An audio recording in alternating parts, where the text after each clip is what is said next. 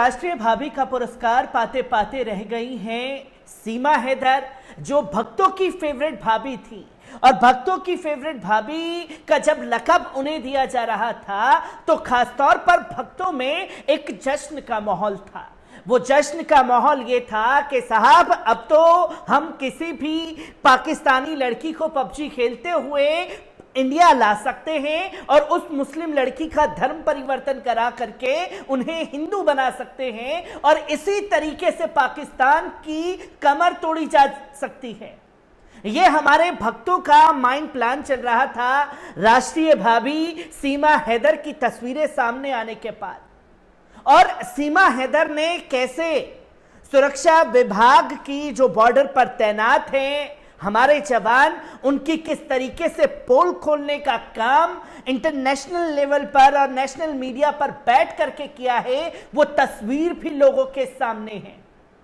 क्योंकि उत्तर प्रदेश पुलिस ने कल उन्हें उठाया और अब जो पल पल की अपडेट दिया कर रहा था गोदी मीडिया, अब वो ये नहीं बता रहा है कि सीमा हैदर ने कब उठी, सीमा हैदर कब बैठी, कब उन्होंने ब्रुश किया, आज किस कलर की साड़ी पहनी है और आज कितने लोग उनसे मिलने आए हैं।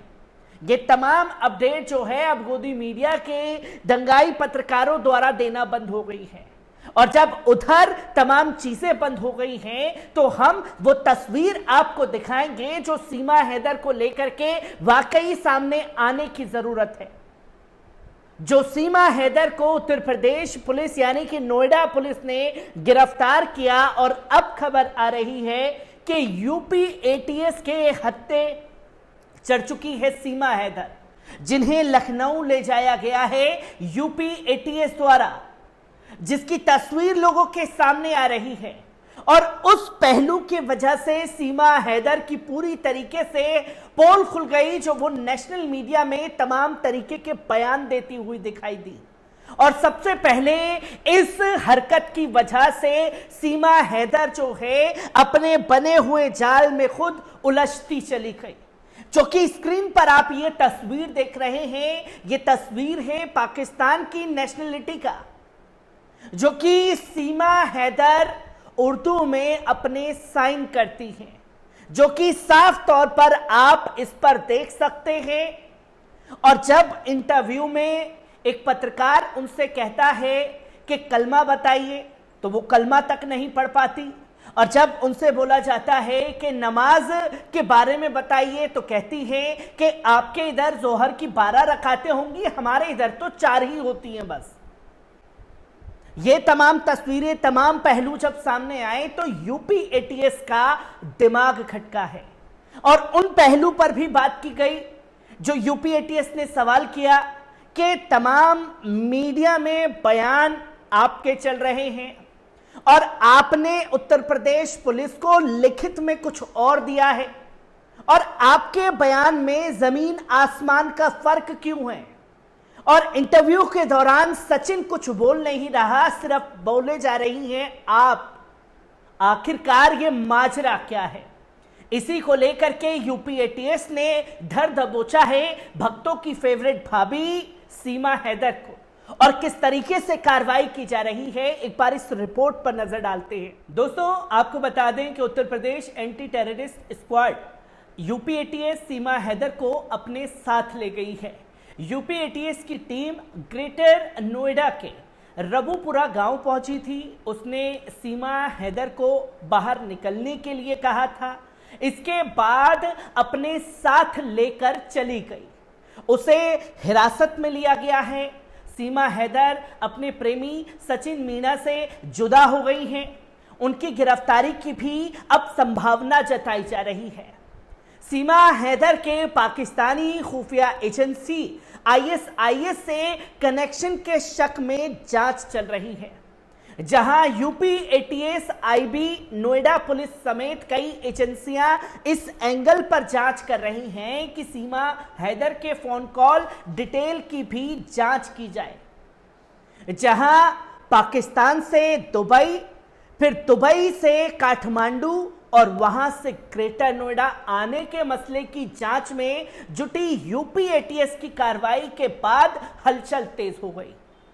सीमा हैदर को यूपी एटीएस की ओर से अपने साथ ले जाने के बाद सचिन के परिवार के लोगों ने घर के दरवाजे बंद कर लिए हैं।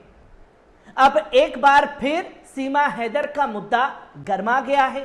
सीमा हैदर ने अपनी हिरासत में लेने के बाद सीमा हैदर से पूछताछ की जा रही है। सीमा के परिजनों के पाकिस्तान सेना से संबंधों के खुलासे के बाद यह मामला गरमाया है, जहां सीमा के चाचा के पाकिस्तानी आर्मी के सूबेदार होने का पता चला है। इसके अलावा सीमा का भाई भी पाकिस्तानी सेना में है। ऐसे में सीमा हैदर का जुड़ाव कहीं पाकिस्तानी खुफिया एजेंसी आईएसआईएस से तो नहीं है।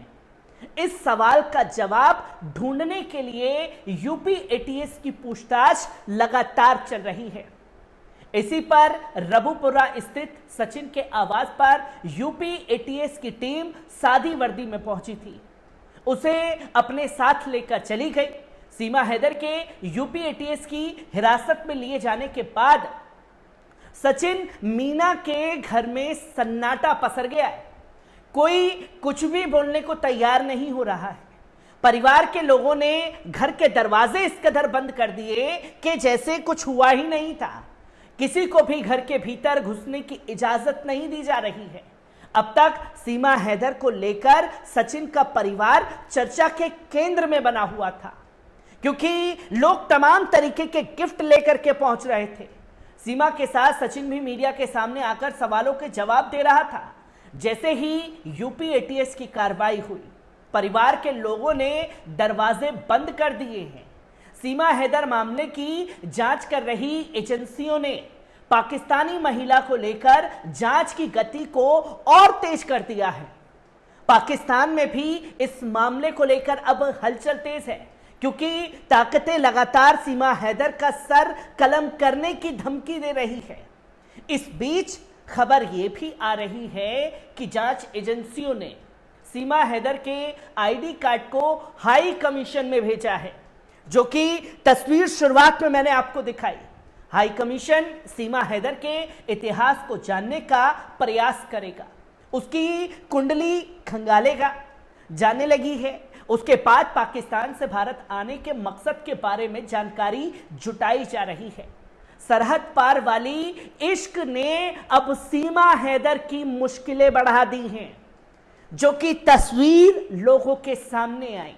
और जैसे ही यूपी एटीएस ने सीमा हैदर पर शिकंजा कसा, तो आप एक सिनेरियो देख रहे होंगे कि अचानक से तमाम हिंदूवादी संगठन के लोग एक साथ मुखर होकर के सीमा हैदर के खिलाफ बयान देने लगे।